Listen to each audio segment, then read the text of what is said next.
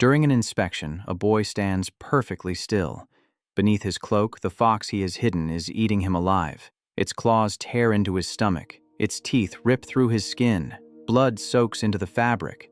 But the boy does not move. He does not flinch. He makes no sound, because he knows that if he moves, he will be caught. By the time he is dismissed, it is already too late. The wounds are fatal. He dies in silence. And Sparta tells this as a success story. This is not legend. It is not exaggeration. Multiple ancient writers put this event on record because this scene represented their ideal student. In their view, if a child is trained correctly, this is what the outcome looks like.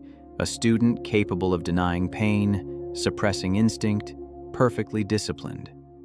One day, a 7-year-old child is taken from his mother. She will not see him again for many years. That night he sleeps on reeds he cut himself. The next morning he wakes to hunger, a hunger that has been deliberately created. He is expected to steal food in order to survive. If he is caught, he is beaten. Not for stealing, for failing to steal well enough. By the time he reaches 20, he will have killed an unarmed man in the dark, without trial, without hesitation. The state will call this citizenship. This is how Sparta turned children into weapons, not through inspiration, not through stories of heroism, through a systematic process of psychological dismantling.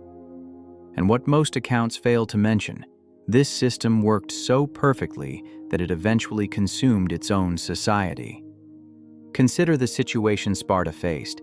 Imagine a city-state with approximately 9,000 citizens at its peak, perhaps slightly fewer. Ancient sources give varying numbers, but the range is narrow. A small population. Now imagine 200,000 people working the land around them. These were not immigrants. They were not ordinary slaves shipped in from distant territories. They were the original inhabitants of those lands. They were Greek. They spoke the same language, worshipped the same gods, shared the same myths and ancestors. Yet the Spartans gave them another name, Helots. Their numbers varied across different periods, but they always vastly outnumbered Spartan citizens, in some eras by 7-1, in others by 20-1. The Helots farmed the land, grew the crops, brought in the harvest. They lived in the same valleys, walked the same roads, spoke the same dialect. They knew every path across the terrain. They knew where weapons were stored. They knew when the men had gone to war. And they did not forget. They remembered the days when their grandparents had been free. They remembered that these lands had belonged to their own city-states before Sparta conquered them. This is why Sparta formally declared war on the Helots every year, not metaphorically, as an official act. But this was not about fighting. It was a legal arrangement. Under this declaration, killing a Helot at any time, for any reason, was not murder. It was a legitimate act of war. Consider what this does to the psychology of a society. Every morning you wake surrounded by a population that outnumbers you many times over. People who grow your food, people who could poison it, people who know your children's names. You cannot leave. You cannot go elsewhere. Spartan citizens were forbidden from extended travel or living abroad. Isolation was not a choice. It was law. In such a world, there are only two options: live with constant fear, or eliminate fear itself. Sparta chose the second path, but that required a solution unlike anything that had come before. Training soldiers was not enough. Soldiers have breaking points. Soldiers feel fear. When orders violate basic human instincts, soldiers can question them. What Sparta needed was a human type that would not break. The Agoge was the answer. This is Sable historians. If you're drawn to the history of extreme systems that engineered obedience like a science, subscribe, because we're only just beginning to tell the story of how Sparta turned psychological control into a discipline and how it ultimately consumed itself. In Sparta, being born does not mean being allowed to live. A father does not name his son. A mother does not decide his fate. The newborn is brought before the elders, before the Gerousia. These were men over 60, elected for life. The infant was placed before them. The small body was examined carefully. Any deformity, any sign of weakness, any abnormality that might indicate future illness. Modern scholars still debate what exactly happened to rejected infants. The popular image, babies thrown into a chasm called the apothetai, comes largely from Plutarch, writing approximately 5 centuries after Sparta's peak. He was likely recording an old tradition rather than witnessing contemporary practice, but exposure was real. Exposure was not unique to Sparta. It is documented across the Greek world. An unwanted infant was placed outside the city limits. Death would come from cold, hunger, or animals. Occasionally, a family desperate enough for a child would find the infant and raise it. Either way, the father returned home without his son. For those who passed inspection, childhood did not last long. Until age 7, you remain with your mother. You learn to speak. You learn to walk. And most importantly, you learn that you are Spartan, that you are different from other Greeks. On the day you turn 7, the state takes you, not metaphorically, physically. You leave your home and enter the Agoge. You will not return to live with your family. Not at 8, not at 15, not at 25. Your name is entered into a new register. Your identity is no longer individual. It is institutional. The transition is immediate. There is no preparation, no gradual adjustment. One night you sleep in your mother's house. The next night in a barracks with 100 other boys under the supervision of a young man barely older than you. And these barracks were not what you might imagine. Boys slept not on beds but on reeds they had cut themselves from the banks of the Eurotas River. In winter they were permitted to add thistle down to their bedding for warmth. That was the extent of it. Each child received a single cloak. That was their entire clothing ration for the full year. One piece of rough, coarse fabric. In summer, in winter, alike. No shoes, not in summer, not in winter, not on rocky ground. Over time, the soles of their feet thickened and hardened into callus. This was not accidental. Spartan military doctrine would later depend on rapid, enduring movement across difficult terrain. Shoes were considered a weakness. They could be lost, worn out, torn away. Feet could not. But the most carefully calibrated element of the system was food. The children were fed, but never enough. Rations were deliberately insufficient. A child finished his portion and was still hungry. He went to sleep hungry. He woke hungry. Plutarch writes that the portions were calculated to make the boys keen to satisfy their needs through their own resourcefulness.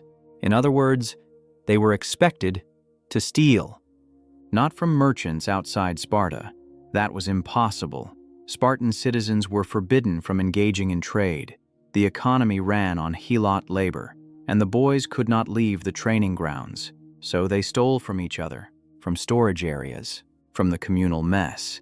And here was the mechanism that made the system work. Stealing was not punished. Getting caught was punished. If you stole successfully, you ate and survived. You had demonstrated exactly the resourcefulness a Spartan was expected to have. But if you were caught, you were beaten publicly in front of your entire unit. Not because stealing was wrong, because incompetence was unacceptable. This distinction was everything. This was not moral education. This was the systematic shaping of behavior.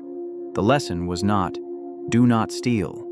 The lesson was, do not fail.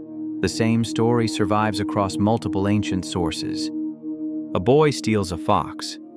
Accounts differ on why, perhaps to eat it, perhaps as a test of nerve. He hides it beneath his cloak. During an inspection, the fox begins tearing into his stomach. Its claws rake through skin, its teeth bite down. Blood flows. The boy stands without moving. His face shows nothing. He does not cry out, does not shift his weight, does not betray a single reaction that might reveal what is happening. By the time the inspection ends, the fox has inflicted fatal wounds. A modern reader hearing this almost always gives the same response. That's madness. That's suicide. But that was precisely the point. The value system was perfectly clear. Death is preferable to revealing weakness. Pain is preferable to the appearance of failure. Physical destruction is preferable to social disgrace. This story was told for centuries, repeated, held up as a model of behavior. The boys were organized into units called Agoge. The word means, literally, herds. Each herd had a leader, the Aaron, usually around 20 years old, with near absolute authority over the younger boys. He could order punishments, he could participate in beatings, his commands were not questioned, but he himself was also being watched. His leadership was constantly evaluated. How he managed the boys, how severe he was, how consistently he enforced discipline, all of it determined his own future. In this way, the system became self-sustaining. The victim became the enforcer. The enforcer knew that the quality of his enforcement was itself being assessed. Every interaction was observed. Every moment was a test.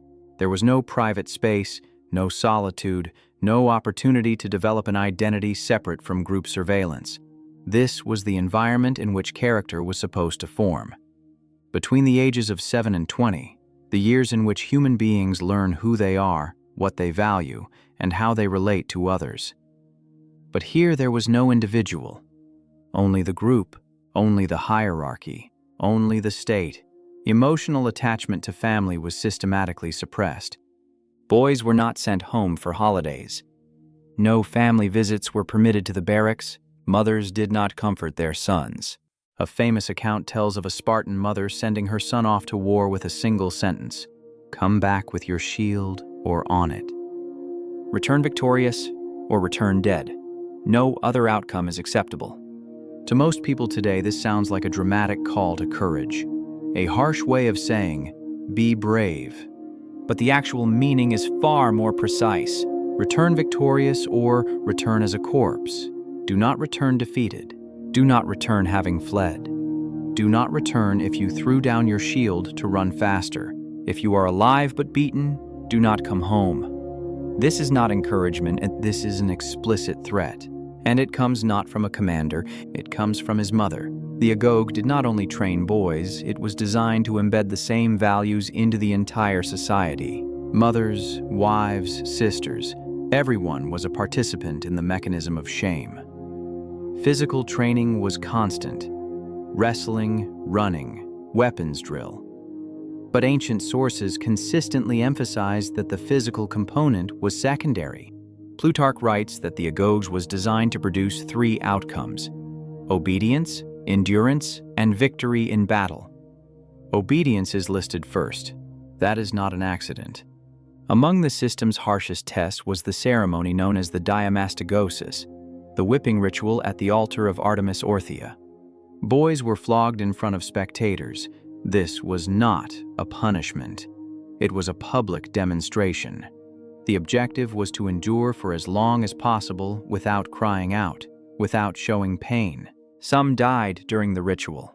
In later centuries, it is said to have become a kind of performance. During the Roman period, visitors came to watch Spartan boys being flogged. By that point, Sparta was only a shadow of its former power. The Agoge had become a ritual, a performance. But at Sparta's height, this was not entertainment. This was a method of systematic conditioning. You will suffer. You will not react. Your body does not belong to you. Your pain does not belong to you. You exist for the state. At around 18 or 19, the system placed one final threshold before them. No longer a boy, but not yet a full citizen. At this point, a selection was made. The most disciplined, the most loyal, those in whom the conditioning had taken most completely. They were separated for a mission that ancient sources describe with unmistakable unease: the crypteia. The word means secret or hidden. Those who wrote of it were not minor figures. Thucydides mentions it. Plato refers to it. Plutarch describes it in detail. Aristotle calls it plainly disturbing. What the sources describe is this: selected youths were sent out alone into Helot territory. They carried only a knife, sometimes a short sword, no armor, no provisions. By day they hid in the countryside, unseen, untraceable. By night they moved. Their targets were helots, but not random people. The strongest ones, the most capable ones. Those who held influence over others, the potential leaders, the ones who might organize a revolt. The young Spartans killed them quietly in the dark. No trial, no accusation, no warning. Then they disappeared back into the darkness. How long this lasted is uncertain. Weeks, months? Historians still debate the scale of the institution. Some argue it was a permanent and regular practice. Others suggest it was activated only during periods of tension. But on one point the sources agree.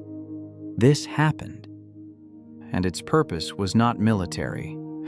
The helots were not armed enemy combatants. They were not a party to any war. The purpose was psychological. Now consider what this does to an 18-year-old.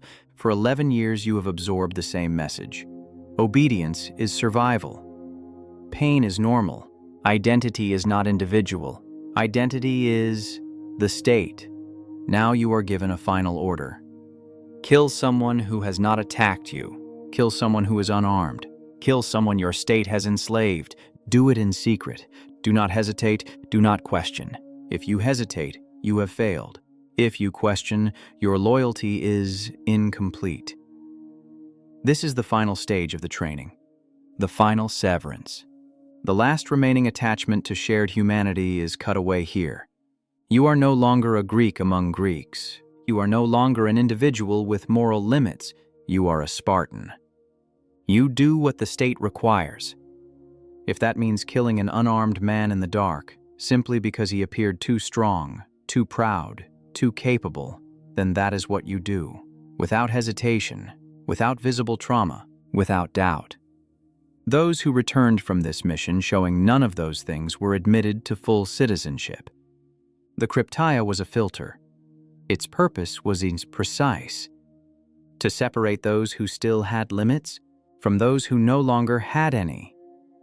At 20, you become a full-time soldier, but you are still not free.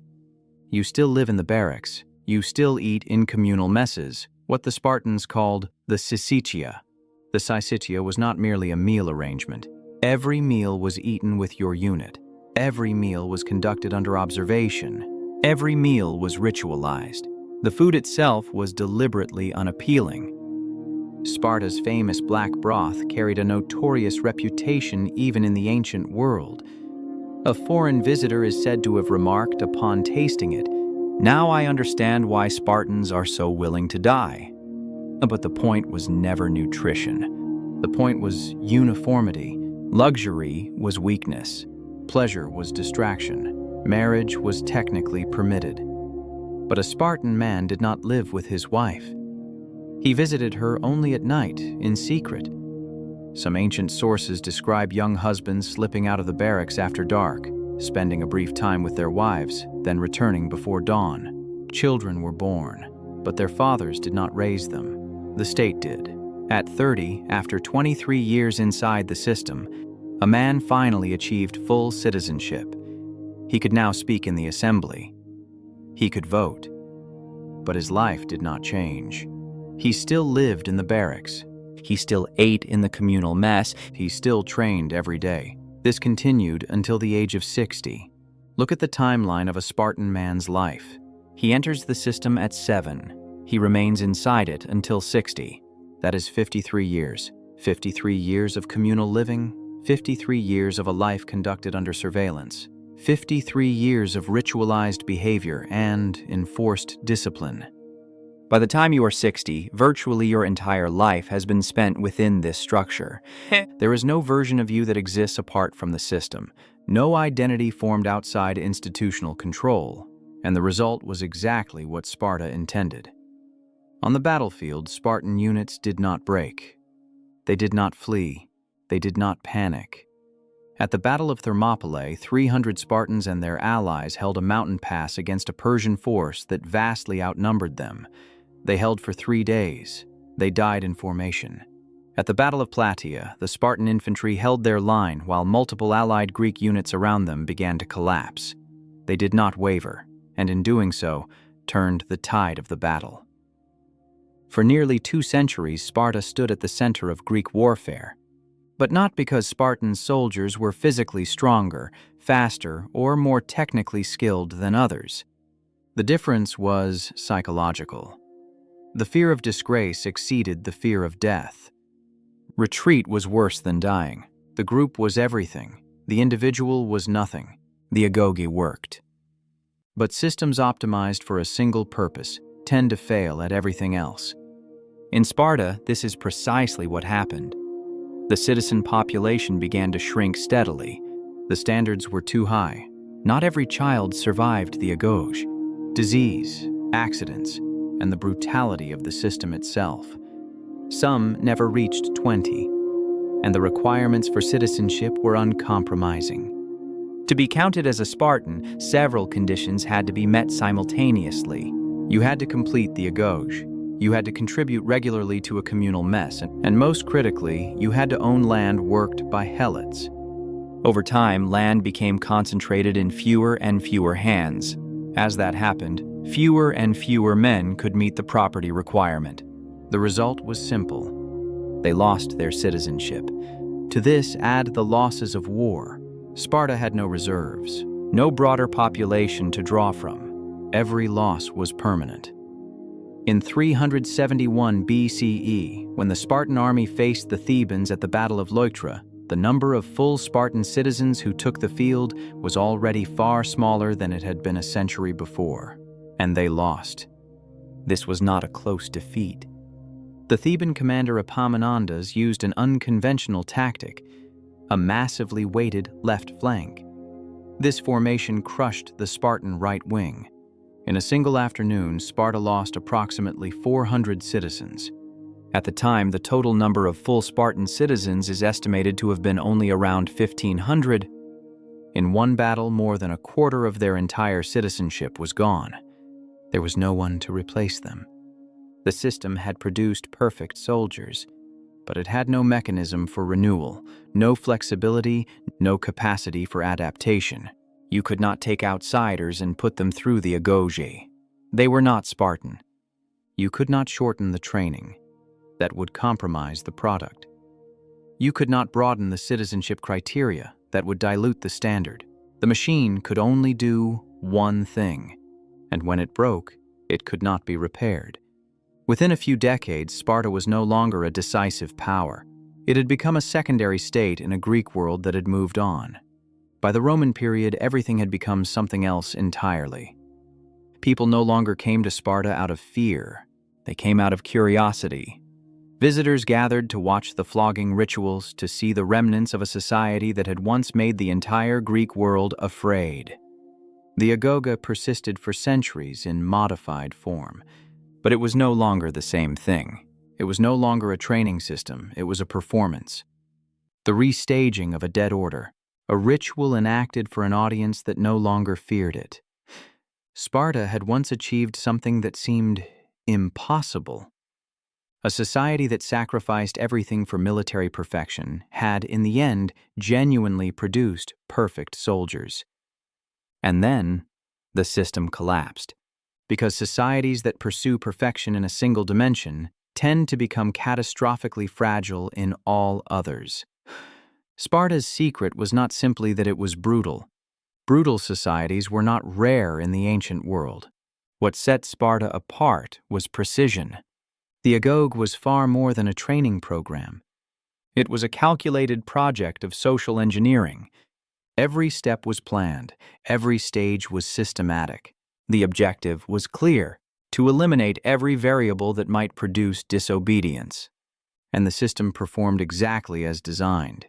It produced soldiers who could not be broken, but it also produced a society too rigid to survive. What remains today is documentation, confirmed and cross-referenced across multiple ancient sources, accounts that make modern readers uncomfortable.